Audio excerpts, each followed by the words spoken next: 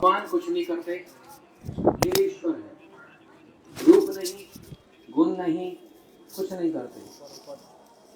लेकिन यहाँ पर इस स्थान पर अथवा जगन्नाथपुरी जब जाते हैं, वहां पर ऐसे ऐसे ठाकुर जी का दर्शन होता है जिनके लीला के माध्यम से ये पता लगता है कि भगवान बोलते भी हैं, खाते भी हैं, चलते भी हैं, उनका रूप भी है, ये सब है। अभी जो हम लोग देख रहे हैं दर्शन यहाँ पर गौर नित्यानंद प्रभु का, और अभी जहाँ पर जाएंगे अभी वो गौरीदास जी का स्थान है। जैसे बता रहे थे प्रभु, कृष्ण लीला में जितने कृष्ण के परिकर वो सब गौर लीला में आए। आप लोग कौन पहली बार यहाँ पर आए नवदीप में, बताओ तो। अरे सारे नए लोग हैं।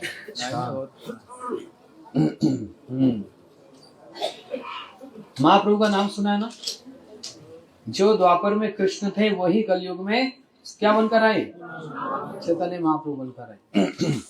जैसे कृष्ण के बड़े भैया बलराम जी, ऐसे महाप्रभु के बड़े भैया कौन? नित्यानंद जी। ये नित्यानंद प्रभु का ससुराल है। किसका ससुराल? अभी वहां पर हम दर्शन करने जाएंगे। नित्यानंद प्रभु की दो पत्नियां हुई। कौन सी दो हुई? वसुधा और जानवा। जैसे बलराम जी की दो पत्नी थी, रेवती और वरुणी। रेवती और वरुणी, वही दो फिर नित्यानंद प्रभु की पत्नी बनकर आई, जो हुई वसुधा और जानवा जी। हम उनका दर्शन करने आए। इसलिए गौरीदास जी, जिनके संबंध में वहां पर एक भजन गाया जाता है, एक लाइन बोल देते हैं। देवादि देवा गौर चंद गौरीदास मंदिरे नित्यानंद संगे गौर अंबिका के विहारे चारु अरुणा गुंजाहार धृत कमले धरे मेरी सेवा पाद पद्म लक्ष्मी सेवा सादरे तत्पदे मांग कांति प्रातयारो हम करे राधिकानुराग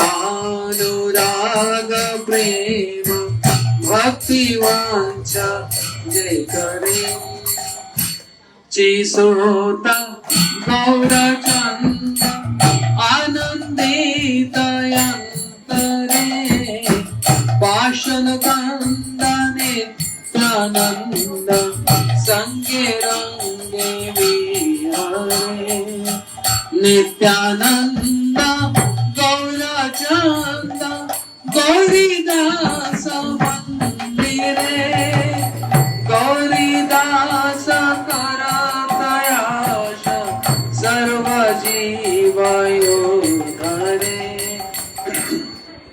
एक बात ध्यान से सुनो, जो श्री कृष्ण के परिकर थे ना, वो सब भगवान के साथ बड़े सुंदर सुंदर लीला को करते थे।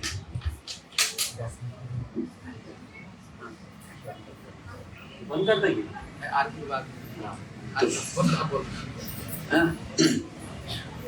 कृष्ण के जितने परिकर थे वो भगवान के साथ बड़ी सुंदर लीला करते थे और उसी लीला में मग्न रहते थे। बस उनको कृष्ण को प्रसन्न करना, यही उनका उद्देश्य होता था। लेकिन जैसे श्री कृष्ण महाप्रभु बनकर आए, बलराम जी नित्य प्रभु बनकर आए ना, ये बड़े दयालु बनकर आए। ये लीला तो करते ही हैं, लेकिन साथ साथ जीवों का उद्धार करने की भी चिंता करते हैं। जैसे नित्यानंद प्रभु, सिर पे उनको मटकी मारी गई, खून निकला, लेकिन तब भी नित्यानंद प्रभु क्या कर रहे हैं? प्रेम दान दे रहे हैं। ऐसे नित्यानंद प्रभु महाप्रभु, और जितने उनके परिकर हैं वो भी वैसे ही हैं। वही सुबल सखा जो कृष्ण लीला में सब समय कृष्ण की सेवा करते हैं, प्रिय नर्म सखा बनके राधा कृष्ण के मिलन में भी कितना सहयोग देते हैं। लेकिन वो इतने मग्न हैं वहां पर, इतने मग्न हैं कि जीव उद्धार की चिंता उनको नहीं होती। लेकिन वही सुबल सखा जब गौरीदास पंडित बनकर आए, जिनके घर में भी हम जाएंगे, ये उनके भाई का घर है, सूर्यकांत सरखे, तो इनका जीवों का उद्धार करने की भी इच्छा है। इसलिए क्या कह रहे हैं, गौरीदास करत आश सर्व जीव उद्धारे। गौरीदास महाप्रभु से प्रार्थना कर रहे हैं, नित्य प्रभु से प्रार्थना कर रहे हैं, मैं आपके चरणों में प्रार्थना करता हूं संसार में सभी जीवों का उद्धार हो जाए।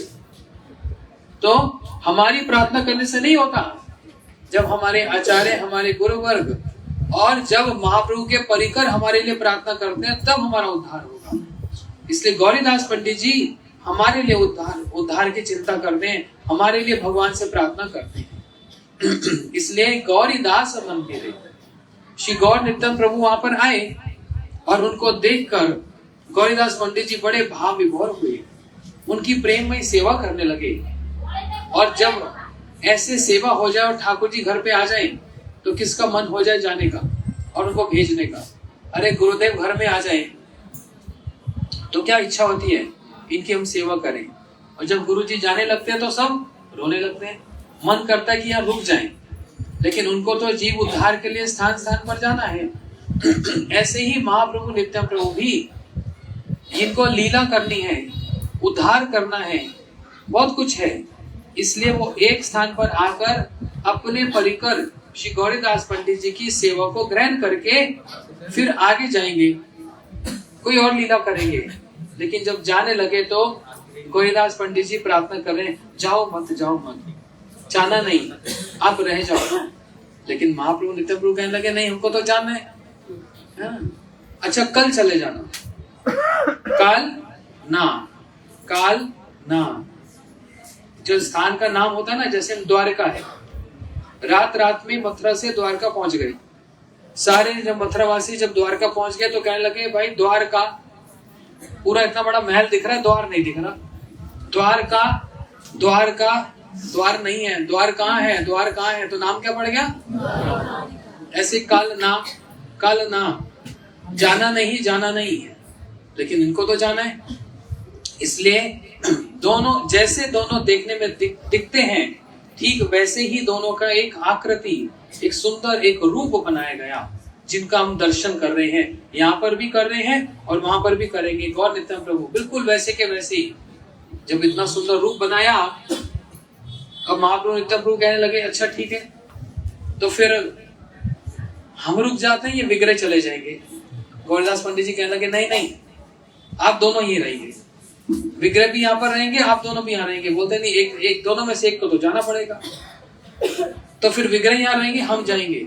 गौरीदास पंडित जी रोने लगे, नहीं, मैं चाहता हूं कि दोनों ही यहीं पर रहें। जितनी इससे क्या पता लगता है, जो विग्रह हैं, जो नाम है और जो साक्षात भगवान है, इसमें कोई भेद नहीं, ये एक ही वस्तु है। इसलिए लेकिन उसका दर्शन किसको होता है, ऐसी दर्शन दृष्टि किसकी है, गौरीदास पंडित जैसे भक्तों की दृष्टि है। हमारी दृष्टि ऐसी नहीं है, ये दर्शन का ही खेल है। किस रूप से दर्शन किया जाए, किस अधिकार से और किस अधिकार में प्रतिष्ठित होकर दर्शन किया जाता है, ये महत्व है। कथा सुनी जाती है, किस अधिकार में प्रतिष्ठित होकर इस कथा को सुना जाता है, वो एक महत्व है। सब कथा सब सुनने वालों का एक जैसा अधिकार नहीं होता, इसलिए दर्शन का भी अधिकार होता है। हम लोग जाकर देखेंगे महाप्रभु नित्य प्रभु खड़े हैं तो क्या करेंगे, प्रणाम करेंगे, पैसा चढ़ा देंगे, है ना। साधारण लोग इस प्रकार से करते हैं क्योंकि अभी सुना नहीं है। लेकिन जब कानों में जब सुनेंगे उनकी महिमा और उस स्थान पर बैठकर कि यहाँ पर ऐसा क्यों हुआ है, तो वो देखने का और दर्शन करने की दृष्टि ही अलग हो जाएगी, वो वास्तव में दर्शन। और ऐसे बार बार दर्शन करने से क्या होता है, पुनः दर्शन करने से और कानों से वो दर्शन करने से उस दर्शन में प्रतिष्ठित होकर तब वास्तव में दर्शन होगा। और ऐसे दर्शन करते करते एक दिन जब गौर नित्य प्रभु के सामने आएंगे तो किसी को कहना नहीं पड़ेगा, वो ऐसा दर्शन होगा, नेत्रों से झरझर आंसू बहेंगे। किसी को प्रैक्टिस नहीं करनी पड़ेगी, बताना नहीं पड़ेगा, ये है वास्तविक दर्शन। हम लोग आते हैं, प्रणाम करके चले जाते हैं, क्योंकि अभी दर्शन में भेद दृष्टि है। क्या भेद दृष्टि है, ये लकड़ी के बने हुए हैं, ये मार्बल के बने हुए हैं, ये तो एक ठाकुर जी हैं, विग्रह हैं, ये वास्तव में नित्य प्रभु महाप्रभु नहीं है, ये भेद दृष्टि है। लेकिन जब ये भेद दृष्टि नहीं रहती, जब ऐसे शुद्ध भक्त आकर भगवान का दर्शन करते हैं तो क्या होता है, झरझर आंखों से अश्रु प्रवाहित होते हैं, अश्रु बहते हैं, आंसू बहते हैं, और वो जो दर्शन होता है वो बड़ा श्रेष्ठ दर्शन होता है। वास्तव में लगता है नित्यम प्रभु खड़े हैं, वास्तव में लगता है महाप्रभु खड़े हैं, उनके चरणों में स्तुति होती है, प्रार्थना करते हैं, हे महाप्रभु, हे नित्यम प्रभु, हम भिखारी हैं, आपके यहाँ पर आए हैं, एक भिक्षा मांगने आए हैं। कौन सी भिक्षा? बोलते भिखारी को तो हम भिक्षा बाहर दे दी हमने, अरे वो तो पैसे की भिक्षा नहीं, हम आपके पास प्रेम की भिक्षा मांगने आए हैं। नित्यम प्रभु ने जगाई मदाई का उद्धार किया। और अगर हम ये प्रश्न करें, हम तो कलयुग के जीव हैं, ये 500 साल पुराने बात हुई है, अभी क्या हमारा उद्धार हुआ? क्या नित्यम प्रभु ने हमारा उद्धार किया? महाप्रभु ने हमारा उद्धार किया? हमको नित्यम प्रभु महाप्रभु से क्या उपलब्धि हुई है, क्या लाभ हुआ है? बताओ, क्या उपलब्धि हुई है, क्या लाभ हुआ है? वो लाभ हुआ है जो ब्रह्मा जी को भी और बड़े बड़े लोकपाल दिक्पाल को भी हजारों वर्ष की तपस्या के उपरांत प्राप्त होता है। क्या लाभ? श्री ब्रह्मा जी को भगवान ने मंत्र प्रदान किया, लेकिन कब प्रदान किया? हजारों साल की तपस्या के उपरांत जो सृष्टिकर्ता ब्रह्मा, उनको वो मंत्र प्राप्त हुआ, जो मंत्र हम आपको ऐसे ही प्राप्त हो गया। हमने कौन सी तपस्या की? कितने हजार वर्ष तपस्या की, कितने 100 वर्ष तपस्या की, हमको गोपाल मंत्र काम गायत्री ऐसे ही प्राप्त हो गया। ये है नित्यम प्रभु और महाप्रभु की कृपा, जो ब्रह्मा जी को और बड़े बड़े लोकपाल दिक्पाल को तपस्याओं के पश्चात प्राप्त होता है, और हमको अनायास प्राप्त हो गया। कैसे? ये है नित्यम प्रभु की कृपा, ये है महाप्रभु की कृपा। इसलिए क्या कहते हैं?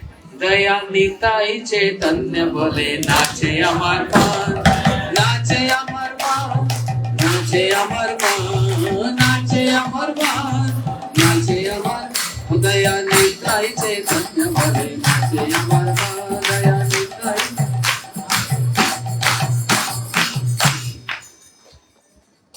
नित्यम प्रभु महाप्रभु का नाम देखकर मन उल्लासित हो जाता है और मन नाचने लगता है। अभी तो शरीर नाच रहा है ना, अभी मन नहीं नाच रहा है, ईमानदारी की बात है। अभी तो हम ये मृदंग बजता है, ये करताल बजती है ना, ये ना बजे ना तो पैर ही नहीं उठते। ये इनके मृदंग और करताल ये सुनकर तब लगता है हाँ अच्छी बीट बज रही है, धूम धूम धूम, चरण पैर इधर उधर हो रहे है ना। अभी शरीर नाच रहा है, अभी मन नहीं नाच रहा। क्यों? हम उस दर्शन में प्रतिष्ठित नहीं हैं। लेकिन यही साधन करते करते बार बार नवदीप परिक्रमा में आकर इस धूलि में अपने नाक रगड़ने से और ये बार बार कथा सुनने से, इन शिव विग्रहों का दर्शन करने से क्या हो रहा है हमको? हम कहेंगे पसीना आ रहा है, गर्मी हो रही है, ये हो रहा है। नहीं, अंदर ही अंदर एक प्रक्रिया चल रही है। इंद्रियां चिन्मयता को प्राप्त हो रही हैं। महाप्रसाद खाने से, हरि नाम करने से, धाम स्पर्श करने से, धाम दर्शन करने से, विग्रह दर्शन करने से, इस स्थान पर जहां पर 500 वर्ष पहले ही श्री महाप्रभु सब परिकर यहाँ पर थे, इंद्रियां चिन्मयता को प्राप्त हो रही हैं। धीरे धीरे अंदर प्रक्रिया चल रही है, और ऐसे करते करते क्या होगा? एक दिन शरीर नहीं, मन नाचेगा। क्यों? उस वस्तु में प्रतिष्ठित होंगे।